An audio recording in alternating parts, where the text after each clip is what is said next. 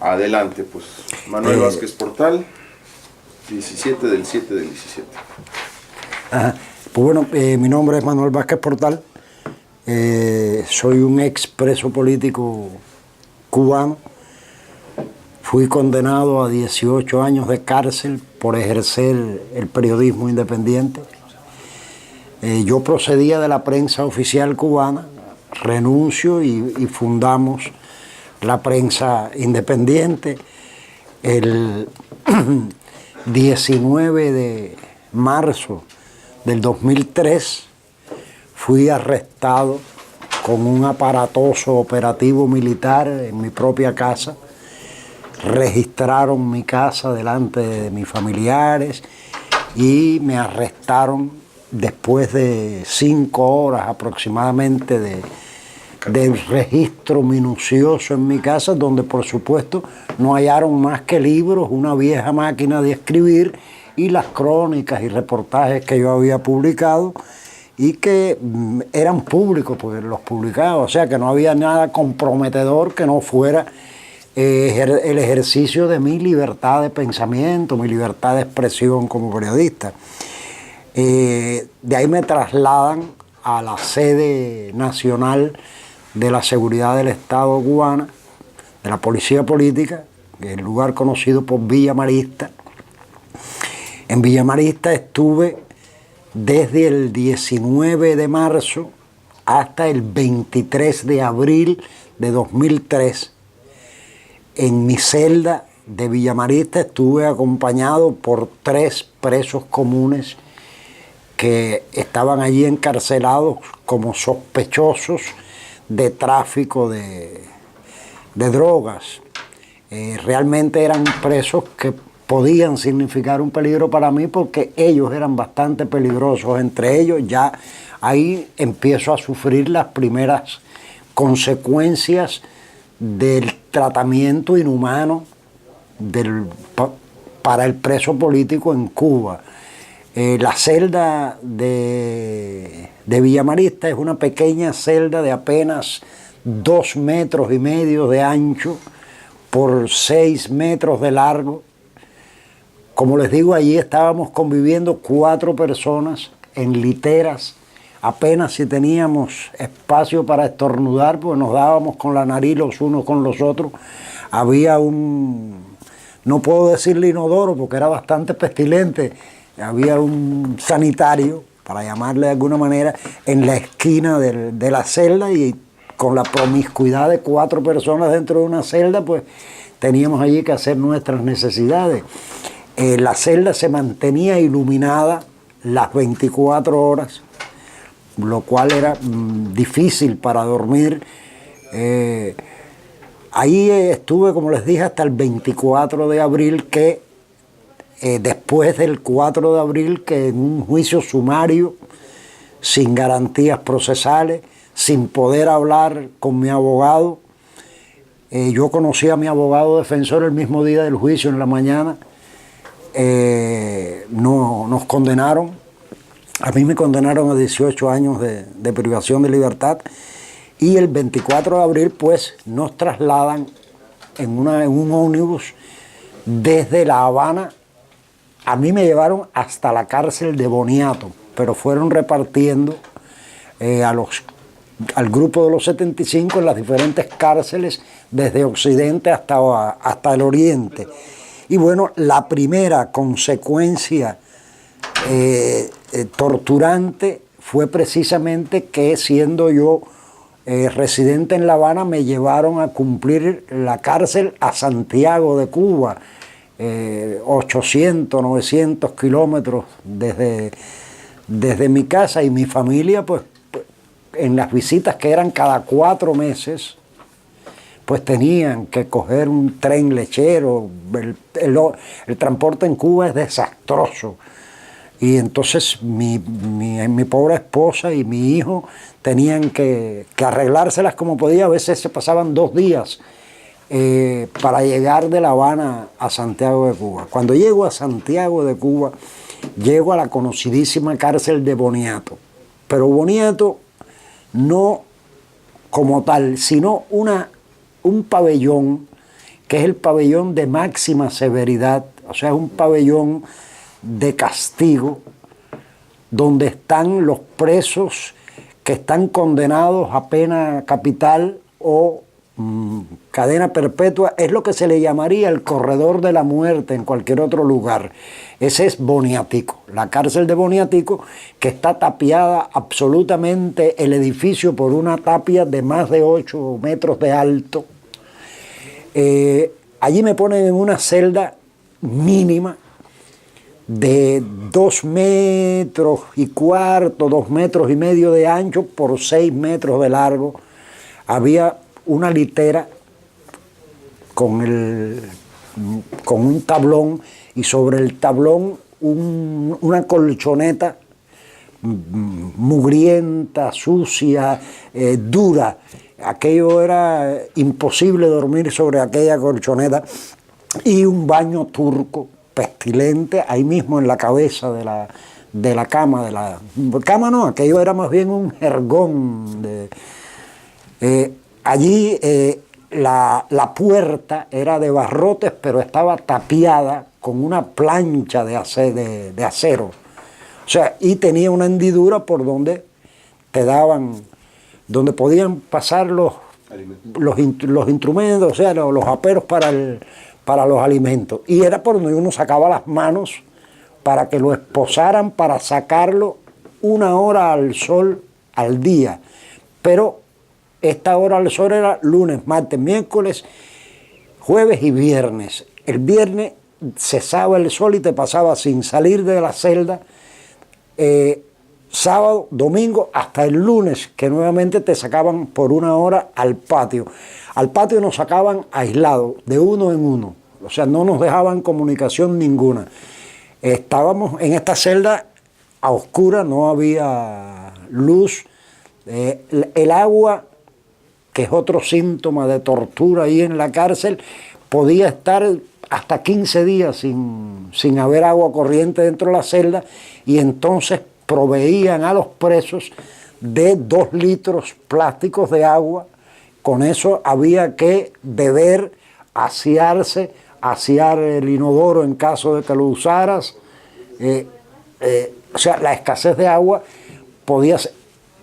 Está concebido dentro de las normas carcelarias que un preso puede estar aislado solo por 21 días. Yo estuve los 2 años que estuve preso en esa celda de castigo. Le llaman celda de castigo por eso, por esas condiciones. Después de haberle descrito esta imagen de cómo era el encarcelamiento, vamos a ver ahora cómo era el tratamiento. La comida no se le podía llamar comida. Allí nos daban una especie de engrudo, que es una especie de pasta que los presos le llamaban, bueno, tengo que decir el nombre, los presos la llamaban bollo de vaca, porque era un engrudo que aquello era incomible, imposible. Había otra cosa que era una especie de caldo hecho con desechos del matadero, de los mataderos, pero que normalmente, como allí en la cárcel no había refrigeración, esos desechos de los mataderos se descomponían. Y entonces cuando llegaba aquel caldo con esas supuestas carnes, la peste inundaba el pabellón. A los presos a eso le llamaban burundanga. No había tampoco quien se lo comiera. Está descrito en un libro que yo escribí al salir de la cárcel, que se llama Escrito sin permiso. Si pueden entrar al link de Cadal, ponen Escrito sin permiso, Cadal, y ahí van a encontrar el libro. El libro se publicó en España, se publicó en Argentina y se publicó una versión italiana en Milán, en Italia. Es una lástima no haber traído los libros, pero me parecía pedante, ¿no? Aparecerme aquí con libros escritos por mí mismo y eso. No, pero hay datos ahí importantes. Pero hay muchos datos. Yo lo tengo. ¿Usted tiene el libro? Gabriel Salve me lo dio. Ajá, la edición argentina, la azul.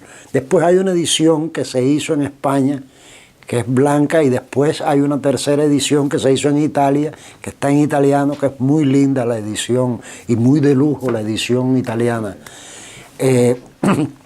Ahora, ¿cómo era el tratamiento de los guardias precisamente con los presos?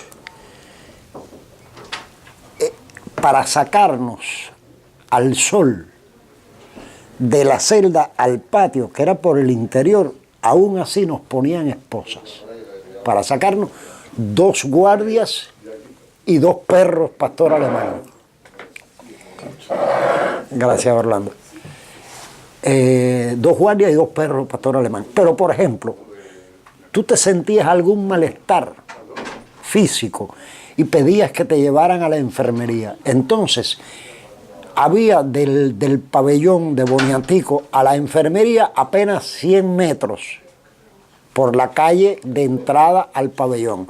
Para recorrer esos 100 metros te ponían esposas en las manos, grilletes en los pies, te acompañaban 3 guardias y 2 perros pastor, como si fueras un terrorista, un asesino de altos grados, de altos quilates, ¿no?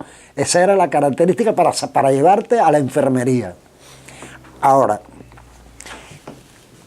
yo personalmente vi, exactamente el 8 de mayo de 2003, hacía apenas 7, 8, 10 días que estábamos en Boniato, los hermanos Agustín y Jorge Cervantes, que Jorge Cervantes acaba de salir de una huelga de hambre en la cárcel ahora en Cuba.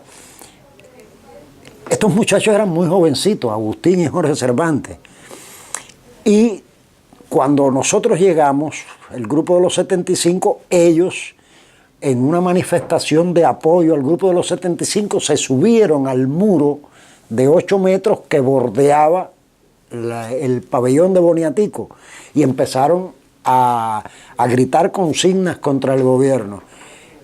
Los guardias, por supuesto, no subieron a bajarlo porque era era un muro de 8 metros y tanto, y los guardias no son tan valientes como para eso. Entonces, ¿qué hicieron?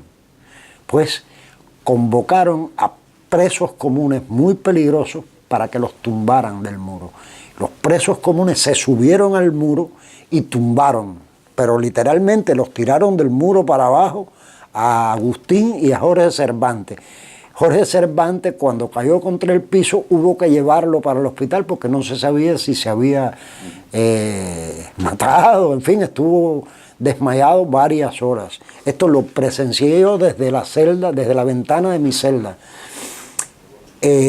Presencié, por ejemplo, el momento en que Juan Carlos Herrera, uno del grupo de los 75, estaba en otro pabellón que no era precisamente Boniatico y lo trasladaron para Boniatico. Pero cuando llegó a Boniatico venía con un ojo morado, con varios cardenales en las costillas y en la espalda de golpes que le habían dado los guardias a Juan Carlos, sencillamente porque había gritado abajo Fidel. Y le dieron una golpiza que llegó a Boniatico morado, lleno de cardenales, de hematomas.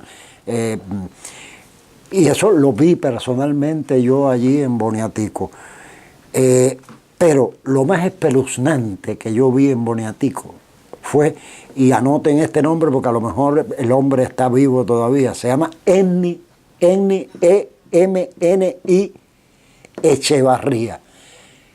Este hombre le decían el Pinto, porque tenía muchas pecas, era muy rojo y tenía muchas pecas, le decían el Pinto. El Pinto realmente era llamémoslo por su nombre, era un loco, pobre loco que estaba preso desde los 14 años porque tenía problemas de conducta desde niño. Bueno, este hombre una noche empieza a cantar y no había manera de que se callara. ¿Y qué hicieron los carceleros? En vez de llevarlo a un médico o ponerle un sedante, porque sabían que era un loco, no, Cuando a los 3 días los presos empiezan a protestar porque este hombre, cantando toda la noche y todo el día, estaba ya ronco, no los dejaba dormir. ¿Qué hacen los guardias? Se aparecen, el jefe del pabellón, con el capitán Vázquez, de apellido, no se me olvida porque era mi mismo apellido, que además este capitán Vázquez era el jefe del pelotón de fusilamiento de Boniato. Era un hombre terrible. Se aparece Vázquez con otros guardias y 2 perros pastor alemán. Abrieron la celda de Edney Echevarría y le asusaron los perros. Cuando sacan a Edney Echevarría, después que los perros lo habían desgarrado, que pasa por frente de mi celda, lo llevan entre 4 hombres por las extremidades y Edney iba sangrando, pero sangrando copiosamente de las mordidas que le habían dado los perros. Bueno, pues se lo llevan a la celda, a la enfermería, lo surcieron un poco, supongo que le hayan dado algún analgésico y lo trajeron en esas condiciones para la celda otra vez. Eran cosas inconcebibles. Por ejemplo, vi negarle la comida a un ciego que se llamaba Norges Espinosa. Este ciego se había quedado ciego porque él decía que era inocente de las causas que lo acusaban. Y este señor se inyectó heces fecales en los ojos. Oh. Y se quedó ciego. Y entonces le pusieron los ojos de cristal. Entonces era como una mirada sin alma, ¿no? Y entonces este pobre hombre no se pedía que le limpiaran la celda porque él no podía limpiarla. Y entonces le negaban la comida por 3 días. Hasta que no limpiara la celda. ¿Cómo iba un ciego, el pobre, a limpiar la celda si apenas... Bueno, supongo que ya después la celda era tan pequeña que él se la aprendió de memoria. Pero vi cosas como estas en la cárcel. Vi, por ejemplo, a un muchacho, que no recuerdo su nombre, que intentó fugarse de Boniato. Y indudablemente lo atraparon a unos metros de la cerca. Bueno, cuando regresaron, yo escuché el escándalo de los perros, tiroteos, etcétera, aquella noche del intento de fuga de ese muchacho, y cuando trajeron a aquel muchacho para allí, para Boniatico, era como ver a un cadáver, estaba tumefacto totalmente, estaba verde, porque ya los cardenales, o sea, los moretones de los golpes, ya no eran morados, cardenalicios, sino que ya eran verdosos, ya como ese estado premortis, que es casi de tumefacción. Así vi llegar a ese muchacho, lo tiraron ahí en la celda. Sencillamente el muchacho estuvo 3 días allí sin que nadie lo viera, sin médico, hasta que se sintió que se empezó a quejar y entonces lo llevaron a la enfermería. Supongo que ese muchacho tiene que estar muy mal. En sentido general, vi cosas más como estas, negarle el agua por 15 días, por 20 días a los presos. Había un preso de apellido Ochoa que se puso a ofender a los guardias, a decirle cosas, porque estábamos mezclados, o sea, cada cual en su celda de aislamiento, pero estábamos mezclados con presos muy peligrosos, lo cual era terrible también.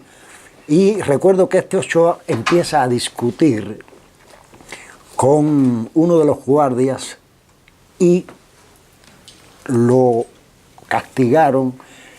Como yo les describí la celda ya de castigo, bueno, dentro de esa celda de castigo había una que era de castigo más severo, a la cual le llamaban, póngale comillas, la tola. La tola era esa misma celda que les describí, pero tapiada absolutamente, sin siquiera la rejilla, la hendidura para alcanzar los alimentos. Pero allí no había... La ventana también estaba tapiada con ladrillo, o sea, absoluta oscuridad. Y los insectos, ¿para qué les voy a...? En Boniato,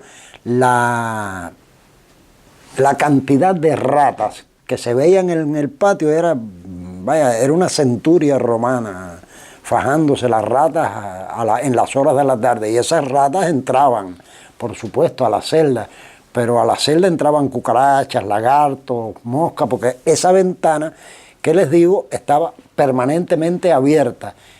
Era la única luz que entraba por la noche, la luz de la luna, de las estrellas, cuando la noche era clara. Cuando la noche era oscura, pues era absoluta oscuridad. No teníamos acceso a la prensa. Bueno, pero les contaba lo de Ochoa. A este Ochoa lo han castigado en esa celda que era la tola, que era absolutamente con la ventana tapiada y la puerta tapiada. Y ahí era en calzoncillos, sin alimento, o sea, no había alimento, era como si él se hubiera declarado en huelga de hambre, o sea, te vamos a tener ahí hasta que te mueras. Y lo sacaron a la semana. O sea, el hombre desfallecido ya, deshidratado, etcétera.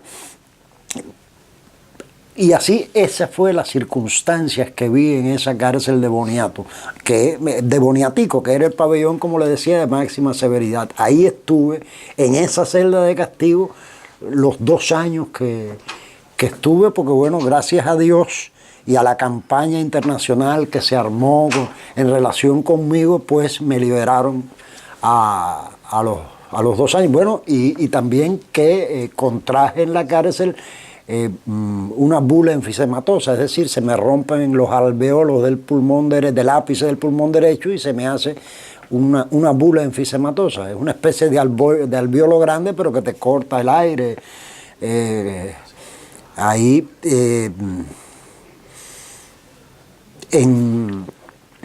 a los 2 años, pues, me montaron sin previo aviso, después de haberme llevado a un hospital, el hospital se llama Grillo, que queda cerca del Cobre, en Santiago de Cuba. Ya parece que ellos sabían que iban a liberar a un grupo, que fue el primer grupo donde salió Chepe, Marta Beatriz, yo, y no recuerdo el nombre, éramos 7, pero parece que ya ellos sabían que se iba a liberar a este grupo. La presión internacional era muy fuerte en ese momento, la solidaridad internacional fue extraordinaria en el momento de la aprehensión de los 75, y entonces nos llevaron, entre ellos a mí, para el hospital Grillo, supongo que a reponernos, porque estábamos muriéndonos, éramos cadáveres vivientes realmente ahí en aquella celda. Y a mí me llevan al hospital Grillo y me tienen allí como 1 mes. Pero, refiero, la sala de penados del hospital Grillo es una cárcel. O sea, el cubículo donde yo estaba con otro preso, que les voy a describir con qué otro preso para que sepan el riesgo que yo estaba corriendo en ese momento, en que supuestamente iban a sanarme y a reponerme un poquito para liberarme. Era un cubículo con rejas, con guardias permanentes. Esa era la sala de penado de Grillo, pero allí me pusieron a convivir en el mismo cubículo con un hombre que se llama Miguel Moya. No lo olvido, porque Miguel Moya tenía un grado de tuberculosis gravísimo, o sea que yo tenía que pasarme el día sin tocar nada y lavándome las manos cada 10 minutos, porque bueno, allí sí había agua, por lo menos en el hospital, porque estaba corriendo el riesgo de que este señor me contagiara tosiendo. Yo me pasaba la vida contra las rejas de la puerta, respirando el aire de afuera, porque tenía un tuberculosis, no sé de qué grado, el hombre estaba muy mal, y ese es el hombre con que yo comparto el cubículo del hospital Grillo.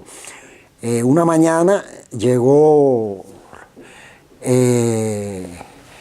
los nombres ahora no los recuerdo, pero recuerdo que era el oficial de la seguridad, se llamaba Ramiro, y llegó acompañado del hijo de Sergio del Valle, que era médico. Y bueno, Sergio del Valle, el que fue ministro de Salud en Cuba, lo conoce todo el mundo. Su hijo también se llama Sergio del Valle, era médico.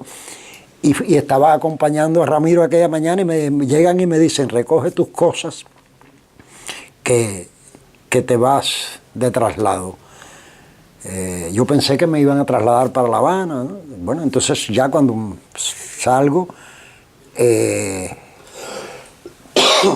me preparan con mi short, mi pulovito, que era lo que tenía, y me montaron en un pequeño van y me trajeron desde Santiago de Cuba hasta La Habana, en aquel van, yo con un chorcito y un pullover, pasando frío por el aire acondicionado. Pero eso no fue lo terrible. Lo terrible era que yo llevaba 2 años dentro de una celda. Para mí el mundo se había detenido, absolutamente. Y cuando monto en aquel carro, no habíamos recorrido 1 kilómetro o 2, cuando el mundo empezó a darme vueltas, a girarme. Perdí el sentido de orientación, empecé a sentir unas grandes náuseas y terminé vomitando, porque de repente el mundo se había puesto en movimiento para mí. Después de 2 años, el mundo detenido dentro de una pequeña celda tapiada, oscura, sin comunicación con nadie, al extremo de que hoy, 14 años después, cuando yo llevo mucho rato dentro de una habitación, que no haya otras personas, por supuesto, siento todavía los efectos de la claustrofobia. Me empiezo a sentir ansiedad, empiezo a sentirme que necesito salir. O sea, que fueron efectos realmente traumatizantes, como este, por ejemplo. Por ejemplo, hay ciertos olores que cuando los percibo en la actualidad les hago rechazo, porque las pestilencias dentro de aquella celda eran horrorosas. No solamente el inodoro, sino que, por ejemplo, cuando los presos se bañaban, las celdas no tenían un buen drenaje, y entonces todas las aguas residuales se acumulaban en el pasillo central, y del pasillo central entraban a todas las celdas. Y eso podía ocurrir a cualquier hora, porque a cualquier hora era que ponían el agua, que no siempre había, y a cualquier hora, cuando había agua, los presos les daban por bañarse. Y era imposible, la celda se inundaba, no sé, 2 pulgadas de aguas residuales del resto de los baños del pabellón. Por ejemplo, hay ciertos alimentos que yo no he podido volver a comer. Por ejemplo, el salmón, que me encanta, no lo puedo comer porque rechazo el olor del marisco, porque allí daban una sopa de un pescado en Cuba que se llama tenca, que era horrible. Entonces la peste inundaba el pabellón de Boniatico. Yo nunca comía aquello, ¿no? Yo vivía con 2 galletas, un poco de leche en polvo que me llevaba mi esposa, que me mandaban precisamente de las organizaciones de aquí del exilio. Mandaban leche en polvo, galletas, y mi esposa me las llevaba, y yo realmente la comida de la cárcel no lo toleraba. Pero actualmente todavía padezco cierto rechazo a ciertos alimentos que me recuerdan a aquellas pestilencias. Por ejemplo, recuerdo así de la cárcel de Boniato a Normando Hernández estar enfermo del estómago porque le comió algo de la cárcel, y todavía Normando está padeciendo los estragos de su sistema gástrico, porque se destruyó ahí. Entonces yo recuerdo que Normando empezó con unas diarreas un día y estuvo 4 o 6 días enfermo sin que lo llevaran al médico. O sea, te negaban la asistencia médica en la cárcel, cosa que provocó la muerte de varios presos, porque todavía a los presos, con los presos políticos, ellos se cuidaban un poco y a los 2 o 3 días lo llevaban al médico, pero a los presos comunes los dejaban morir. O sea, fueron varios los comentarios que me llegaban a mi celda de que se había muerto un preso político porque no lo habían llevado, un preso común porque no lo habían llevado al médico. O sea que esto es típico. Por ejemplo, la comunicación con los carceleros era una conversación muy ríspida, porque el carcelero tenía temor de un acercamiento con un preso político porque esto podía representar represalia contra ellos mismos. Sin embargo, y esto debo decirlo en honor a la verdad, hubo oficiales, que no puedo decir su nombre por supuesto, y uno de los médicos que fueron los que me ayudaron a sacar de la cárcel el diario de prisión que publiqué estando en la cárcel, me ayudaban a sacar las cartas a mi esposa que después se publicaron y me ayudaron a sacar parte de los manuscritos del libro. O sea que esto creo que es honroso decirlo por parte de estas 2 o 3 excepciones, porque realmente los guardias se convertían en verdaderos torturadores, en el trato, en la manera. Así, de repente, eso es lo que les puedo decir. Al salir de la cárcel me dijeron, bueno, cuando me dejaron en casa, después de ese pequeño minivan que me trasladaron de Santiago a La Habana, el oficial que estaba en la sección 21 en Marianao, porque me trajeron de Santiago directo, no para mi casa, sino para la sección 21 de la Policía Política en La Habana, y el coronel que estaba allí, creo que su nombre era Ernesto, pero no lo recuerdo, me dijo, oye, estás libre bajo licencia extrapenal, pero te recomiendo que te vayas. No puedo decir la palabra que él me dijo, que te vayas y la palabrota. Y entonces, claro, en Cuba después de salir resistí un año más. Pero ¿qué decirles de resistir un año más en Cuba después de haber sido preso político? Es volver a la cárcel grande. O sea, yo considero que Cuba es una especie de cárcel grande, y cuando te portas mal te mandan para la cárcel chiquita, que es la cárcel real, porque es torturante para cualquier ciudadano montarse en una rastra a la cual le llaman camello, con 400 personas. Ese es el ómnibus que transitaba en Cuba. Llegar a mi casa de Alamar y ver que durante un mes no había agua, que yo tenía que cargar el agua en cubos para llenar un tanque que tenía en el balcón. O sea, las torturas no habían terminado aún cuando salí de la cárcel, pero esa era la tortura que estaba padeciendo el pueblo completo, no era yo solo ya. O sea, que yo dije, bueno, en la cárcel de Boniato lo único que he recibido es la descomposición sistémica de una nación y de un Estado fallido, que me castiga más de lo que me castiga en mi vida común, en la que castiga al común de los cubanos, de los 11 millones de cubanos. Y bueno, un año después decidí venir al exilio porque ya era sencillamente insoportable. Mi niño estaba indudablemente padeciendo la presión de un gobierno completo, se iba a traumatizar. Estando yo en la cárcel de Boniato, mi hijo se descubre que tiene un lipoma en la región dorsal que le estaba comprimiendo la médula espinal, y por lo tanto el niño se iba a quedar inválido si aquel lipoma no se operaba.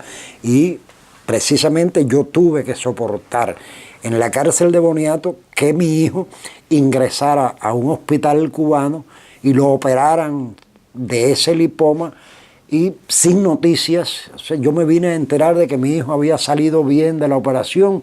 3 días después de la operación tuve que padecer el dolor de al mes o 2 meses de estar operado mi hijo, aún con un corset de hierro, que mi hijo tuviera que viajar de La Habana a Santiago de Cuba para ir a la única visita que me quedaban cada 4 meses. Yo vi llegar a mi hijo de 9 años, así, totalmente rígido con un corset, con barras de hierro para inmovilizarlo porque la operación podía, no sé, ahí mi hijo, en esa visita, fue la primera vez que mi hijo me vio sin barba. Yo siempre usé barba y pelo. Recuerdo que otra cosa me obligaron. O sea, yo no me pelé ni me afeité voluntariamente en la cárcel. O sea, me ataron, me pusieron las esposas y me raparon la cabeza y la cara a la fuerza. Tampoco, yo nunca usé nada más que usaba el uniforme de preso, porque si no, no me dejaban salir a la visita. Pero yo pasé todo el tiempo en calzoncillo, en mi celda, en esa celda de castigo, todo el tiempo. Pues bueno, ahí tuve que ver a mi hijo en esa visita decirme, papi, qué raro te ves sin barba. O sea, cómo los efectos psicológicos sobre un niño de 9 años que tiene a su padre preso por el simple hecho de querer decir la verdad, de encarar la libertad de expresión como debe encararla cualquier hombre libre. Oye, Manuel, perdón, tenemos... Sí. En este momento tenemos un enemigo en común. Es el tiempo. Que es el tiempo, ¿eh? Y tenemos una serie de pero testimonios. te agradecemos muchísimo. No, gracias a testimonio ustedes. Y vamos a integrarlo ahí a todo lo que... los trabajos de la comisión. Te lo agradezco muchísimo. Sí. Y pues nos da mucho gusto que nos lo puedas haber contado aquí en persona, ¿eh? Un gusto.